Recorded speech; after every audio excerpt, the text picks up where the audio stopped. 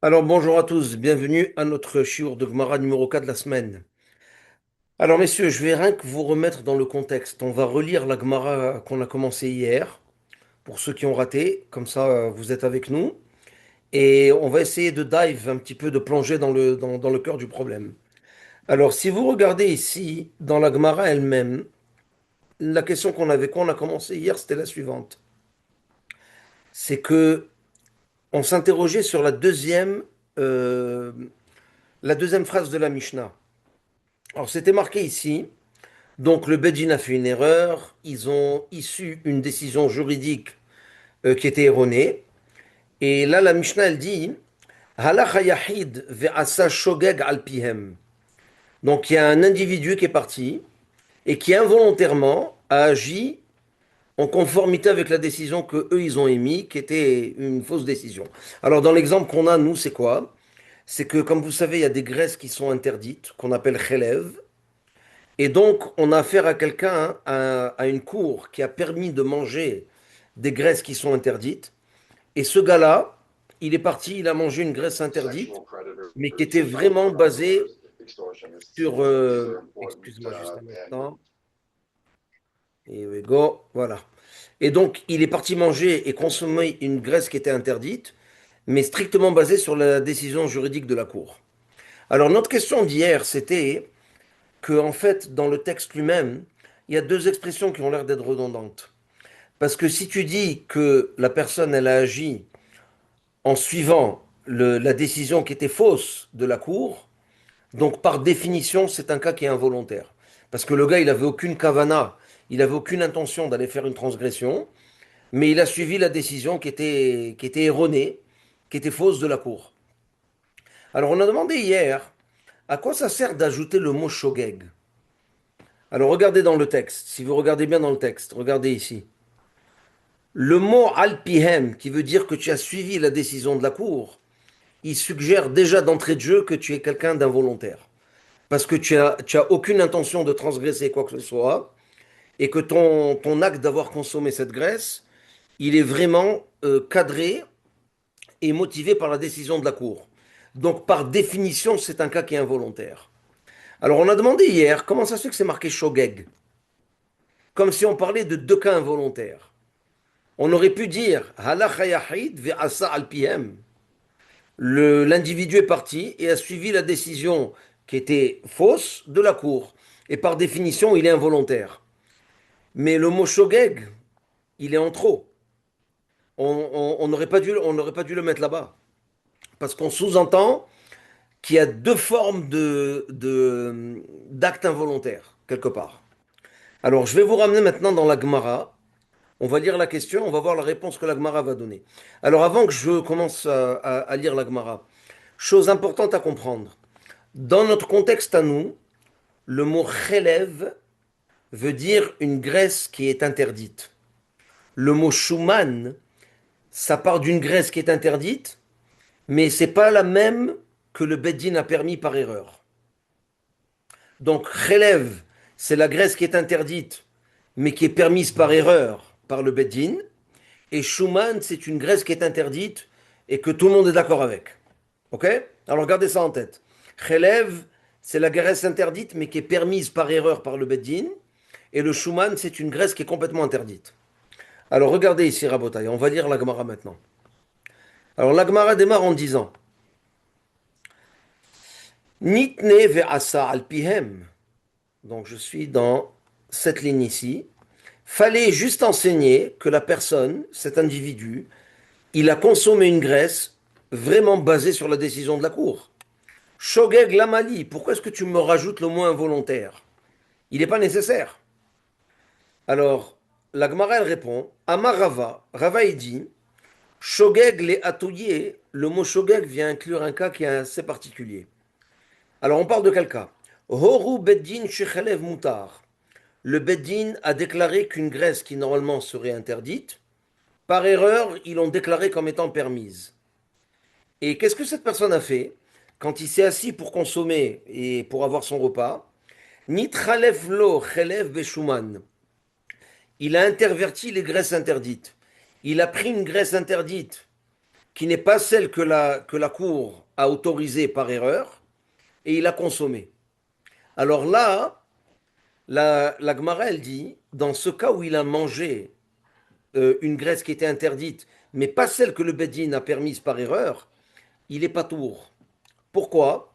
Parce que lui, il pensait que c'était la graisse permise du Bedin, et il pensait qu'il était en train d'agir à travers la décision erronée de la cour, mais en fait, il a consommé une graisse qui était intrinsèquement déjà interdite, et sur laquelle la cour ne s'est pas prononcée. Alors, Rava, il dit, c'est ça que le mot shogeg vient inclure. Le mot shogeg vient inclure que, ajouté à l'acte involontaire de s'appuyer sur la cour, il y a un acte involontaire additionnel qui s'est associé. C'est quoi? C'est que le gars, il avait deux graisses interdites devant lui. Une qui était interdite intrinsèquement et une qui est interdite, mais qui est permise malheureusement à travers l'erreur de la cour. Alors, quand il intervertit, qu'il y a une confusion et qu'il consomme la graisse qui est vraiment intrinsèquement interdite, ça, c'est un shogeg, c'est un acte involontaire qui est imputé à lui et pas imputé à celui de la cour. Alors, en d'autres termes, Rava, il vient avec un cas très intéressant où il crée une espèce de. Il jumule deux cas qui sont involontaires. Et ce qui rend le cas encore plus complexe, c'est que dans l'intention du gars, il pense qu'il est en train de consommer la graisse qui est permise par le Beddin. Alors, récapitulons le cas. Le Beddin a permis une graisse qui était interdite. Ils ont dit que c'était moutard. Ce gars-là, il s'assoit pour manger. Il a deux plats avec deux graisses.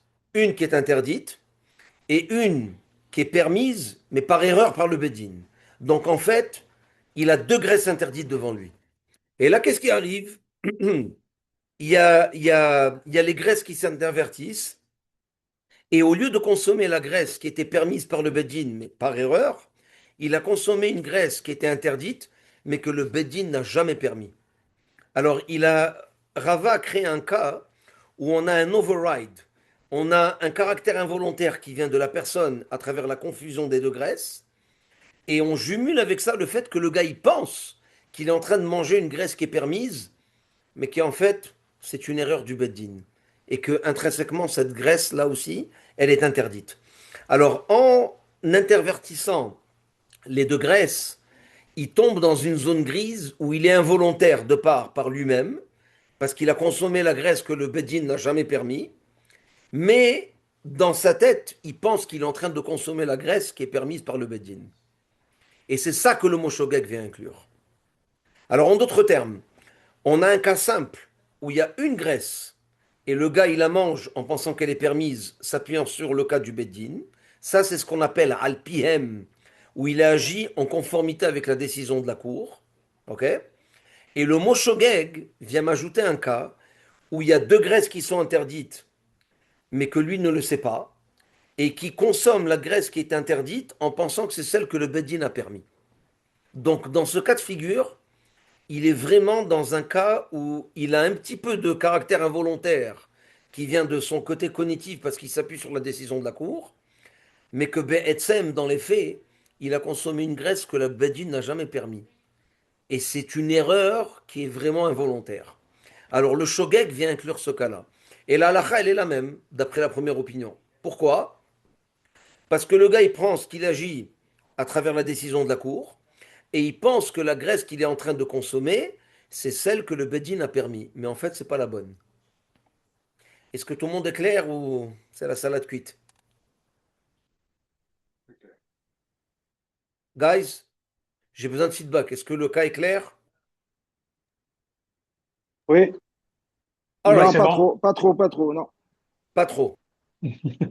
Ok, alors je vais recommencer à zéro.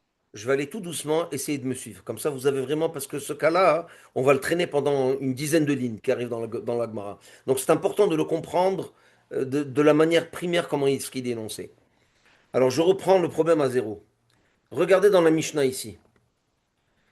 Dans la Mishnah, il y a un terme qui est redondant. Regardez pourquoi. La Mishnah, elle dit que quand le Bedin a fait une erreur et qu'il a déclaré qu'une graisse qui était interdite était permise, regardez la deuxième ligne, Halach hayahid. il y a un individu qui est parti vers Assa et il a consommé la graisse. Et là, on nous dit deux choses. Il a consommé la graisse shogeg involontairement, basée sur la décision de la cour. La Gemara va demander à Alpiem, qui veut dire basé sur la décision de la cour, c'est déjà un cas qui est intrinsèquement catégorisé comme un cas involontaire. Donc le mot shogeg qui le précède, il est pas nécessaire.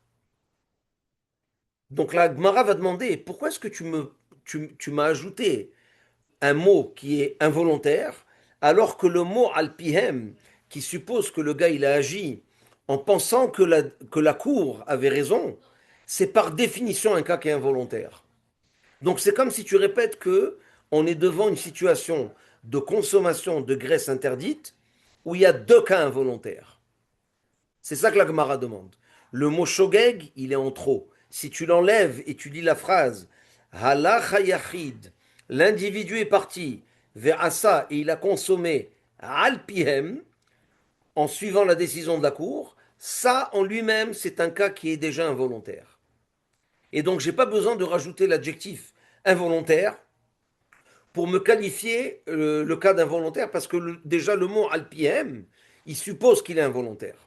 Est-ce que ça c'est Donc, clair, Rabbi? en un sens, ça veut dire que lui, il était ignorant de la situation et il s'est basé sur la décision du De la Beddin cour. pour, Ouais, ou de la Cour pour consommer le produit. exact. Mais la question que la Gemara demande, c'est que le mot alpihem, qui veut dire qu'il a agi en conformité et en suivant la décision de la cour, le mot lui-même, il suppose que tu es dans une situation qui est involontaire. Parce que tu n'as pas d'intention de faire un issour, et tu penses que ce que la cour a dit, c'est permis, et eux-mêmes, ils pensent que c'est permis, parce qu'ils ne se sont pas encore rendus compte de leur erreur. Et donc, par définition, c'est un cas qui est involontaire. Donc la vérité enlève le mot shogeg. Ne le garde pas dans la phrase. Et écrit juste halach hayahid, l'individu est parti. Asa, il a consommé la graisse. Alpihem, en suivant la décision de la cour. Et ça, déjà, ça catégorise la situation comme étant une situation involontaire. Donc le mot shogeg, qui veut dire involontaire, il est en trop. Voilà ce que la Gemara va demander. C'est bon ça, guys? Oui. Ok. Alors maintenant, allons voir la question, comment elle est énoncée dans la Gemara et comment la Gemara va répondre. Alors regardez ici, je vais démarrer aux deux points ici. Ok? Donc je suis juste là. Le mot qui est en bleu que vous voyez. Alors, ça c'est le quote de la Mishnah. Halacha yahid. Un individu est parti vers Assa, il a consommé la graisse interdite. Shogeg, involontairement. Alpihem, basé sur la décision de la cour. Alors la Gemara, elle demande, Venitne, il fallait juste enseigner, vers Assa Alpihem, qu'il a basé sa consommation de cette graisse sur la décision de la cour, et que donc par définition c'est un cas involontaire. Shogeg, l'amali, pourquoi est-ce que tu ajoutes le mot involontaire? Il sert à rien, il est redondant. Amar Rava, alors Rava y répond, il dit qu'on a affaire à une situation qui est un petit peu particulière, c'est une zone grise un petit peu complexe. Alors, pour comprendre ce que l'Agmara va dire, je vous donne les deux scénarios. Scénario numéro un, tu as un morceau de graisse qui est interdite. Le Bedin a fait une erreur, a déclaré que ce morceau de graisse est permis. C'est bon? Et le gars, il va, il le mange. Ça, c'est un cas où tu es involontaire, straight. Deuxième scénario, c'est qu'en fait, le gars, il a deux morceaux de graisse devant lui. Une qui est interdite et une qui est aussi interdite, mais qui est par erreur permise par le Bedin. Donc dans sa tête, il y en a une qui est permise et une autre qui est interdite. Et là, qu'est-ce qui arrive? Il y a une confusion qui se passe au niveau de la surface de la table et il consomme la graisse qui était interdite que le Beddin n'a jamais permis en pensant que c'est celle que le Beddin a permis. Et donc dans ce cas-là, il a ajouté, on va dire, un espèce de grain de sel qui est sa propre initiative involontaire à lui qui vient de la confusion des deux morceaux de graisse. Et c'est ça que la Mishnah, elle rajoute en disant le mot shogeg. Parce qu'on n'est pas seulement dans un cas involontaire où ce qu'il a fait, c'est qu'il a juste consommé la graisse qui était permise par erreur par le Bedin, mais il avait en tête que c'était la graisse permise par le Bedin, mais en fait, il en a consommé une qui était interdite, mais elle s'est juste mélangée avec l'autre. Alors, il y a un petit peu de son involontaire à lui, et il y a le grand caractère involontaire de l'erreur du Bedin. Et c'est ça que le mot shogeg vient m'inclure. Et C'est bon? est-ce qu'on pourrait dire c'est presque un suffix VK? C'est pratiquement ça. C'est deux shogeg, c'est deux cas d'involontaire qui se override. Mais là, le chidouche de Rava, c'est quoi? C'est qu'en fait, le gars, il a en tête qu'il mange la graisse que le Bedin a permis. Mais dans les faits, physiquement, il mange une graisse qui est autre et qui est interdite anyways et que le Bedin n'a jamais permise. Mais lui, il pense que c'est ça là qu'il est en train de consommer. Alors, est-ce que son caractère involontaire, à travers son acte, va annuler complètement et mettre de côté, complètement en dehors du jeu, le caractère involontaire qui proviendrait de la cour? Ou bien c'est du pareil au même, parce que lui, en iOS dans la tête, il pensait qu'il consommait la graisse du Beddin, qui est permise par erreur, mais en fait, il a consommé une autre graisse qui était interdite intrinsèquement. Alors la là, c'est est-ce que son, est-ce que son ajout involontaire est-ce qui change et compromet tout le caractère involontaire général qui provient de la décision tordue du Beddin, ou bien c'est du pareil au même, parce que dans les deux cas, tu as juste deux involontaires qui s'intercroisent. Et dans les faits, il est involontaire anyways. Est-ce que Mais c'est il y clair? a aucun facteur, il y a aucun facteur autre que celui-là qui est involontaire. Pour lui, c'est pas shoot que la graisse que la Beddine a jugé par erreur. Il y a pas un safek là-dedans. Fine, Pour lui, il mais n'a pas un safek. dans les faits, elle est interdite. Oui, mais Et c'est pour ça que lui, c'est pas le seul shogeg, c'est justement que il a mangé l'autre. Bah, c'est la ouais, mais décision du l'autre, regarde, Beddine. l'autre, c'est pas celle que le Beddin a permise. Elle s'est juste C'est ça. mélangée avec d'autres morceaux. C'est la seule, c'est le seul shogeg de notre histoire. C'est justement ça. Le facteur que Non, le fait que non, le Beddine ait dit regarde oui, pourquoi. Je vais te le dire plus clairement. Il y a un caractère involontaire qui se passe physiquement dans la réalité, qui n'est pas cognitif. C'est que le gars, il a une confusion et il y a deux morceaux de graisse qui se sont intervertis. Ça, tu peux pas le retirer de l'équation. Il a mangé un morceau de graisse qui était interdite en pensant que c'était celui que le Bedin a permis. C'est qu'il a fait Maintenant, un mauvais choix. exact. Mais ajoutez à ça maintenant, ajoutez à ça, il y a le fait que dans sa tête, le gars, il pense qu'il est en train de consommer le morceau que le Bedin a permis. Alors, il a un shogeg qui est intellectuel, qui est purement cognitif et involontaire, qui est dans sa tête, parce qu'il pense qu'il consomme ce que la cour lui a permis, qui est par erreur. Mais dans les faits, physiquement, il consomme un autre morceau. Alors, il y a un caractère involontaire qui est opéré physiquement dans la situation quand elle se produit, et il y a un caractère involontaire qui vient au niveau de sa tête, où lui, il pense qu'il est en train de manger le morceau que le Bedin a permis. Donc, tu as deux involontaires qui se croisent. Et la première opinion de l'Agmara, elle va dire, deux involontaires qui se croisent ne s'annulent pas, parce que la situation reste involontaire globalement anyways. Le gars, il est pas tour d'emmener un corban. Pourquoi? Parce que ce qu'il avait en tête, c'était qu'il mangeait le morceau que le Bedin a permis. Il est encore considéré comme s'il s'appuie sur la décision de la cour. C'est bon? Guys, ça va? Oui, non? Moi, je prends le silence comme un oui.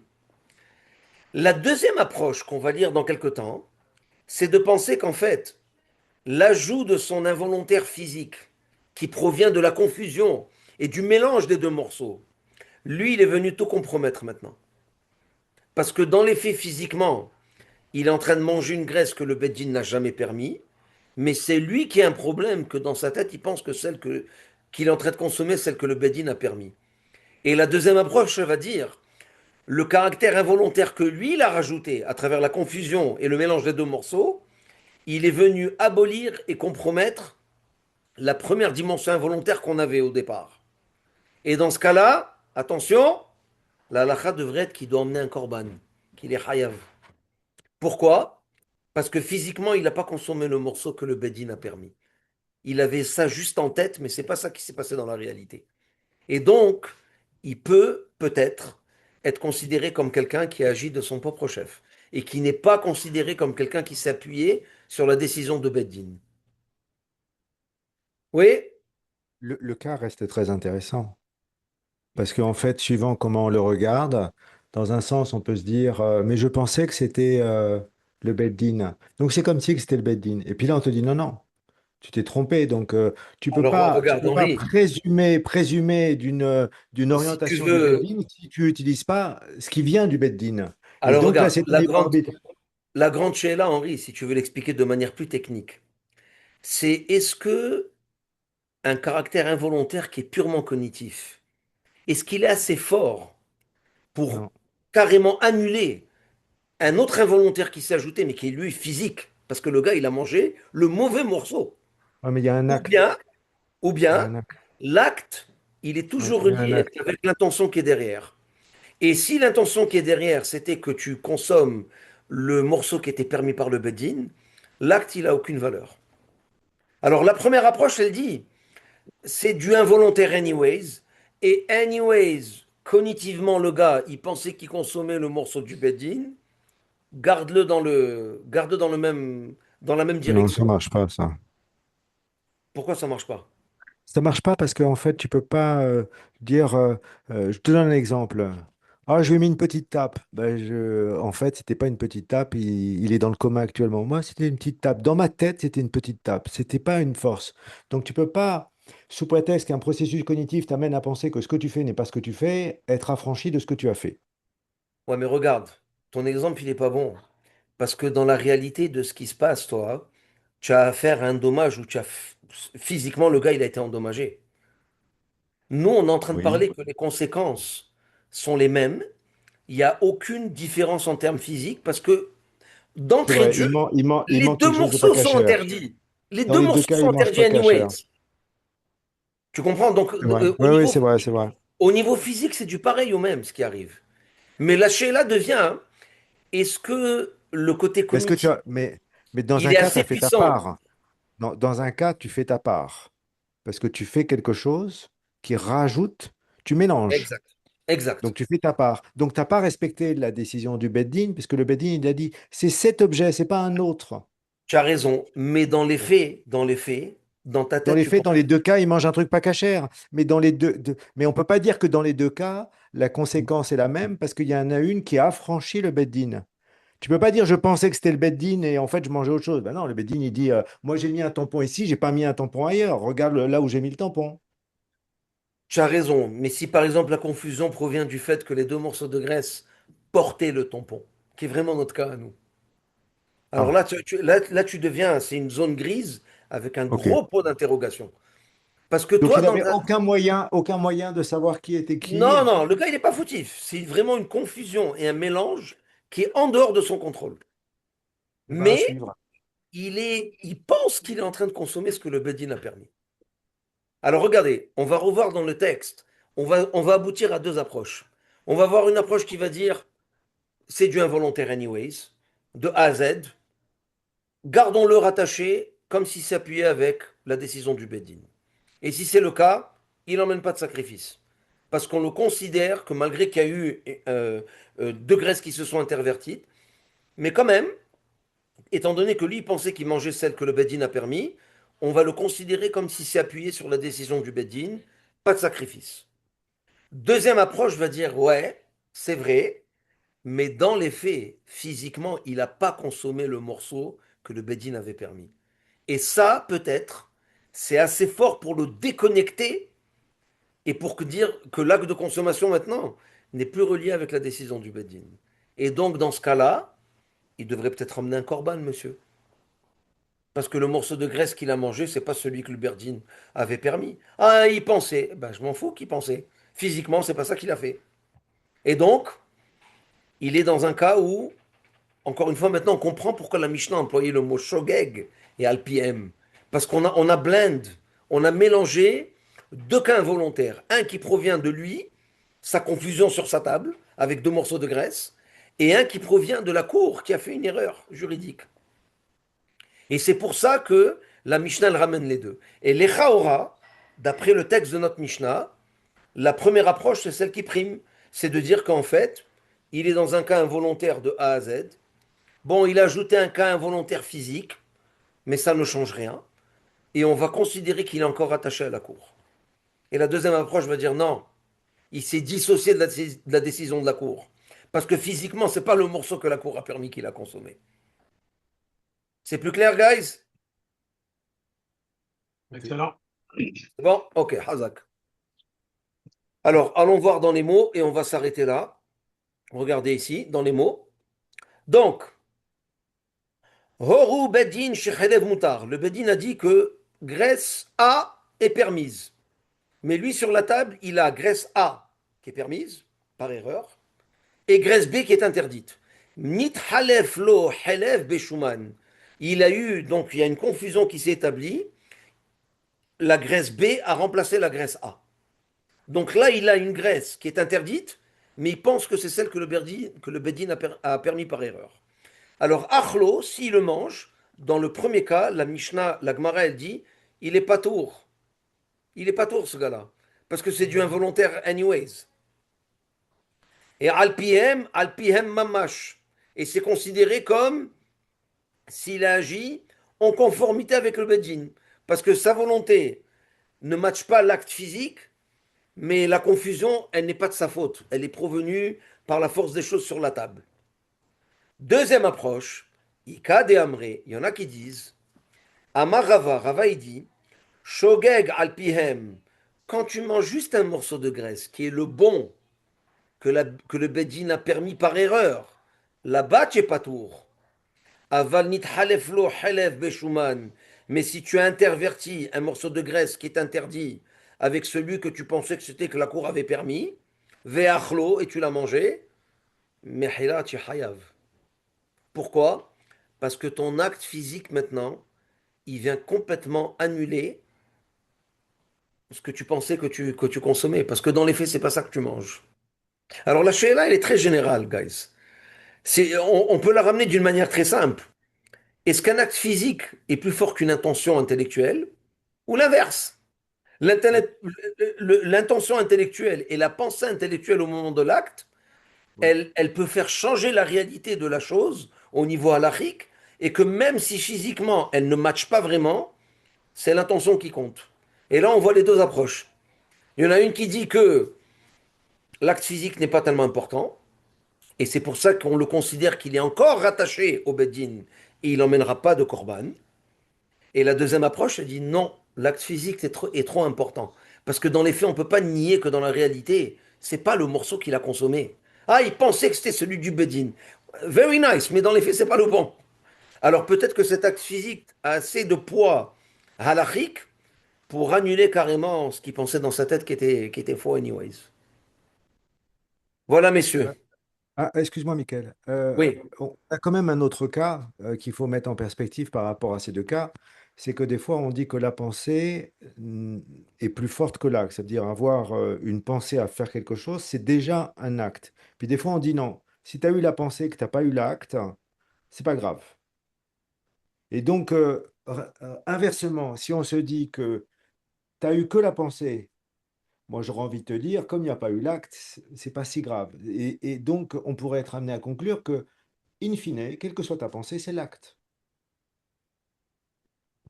Là, ce qui rend le cas un petit peu complexe, c'est que dans les deux scénarios, il y a pensée et acte dans les deux cas.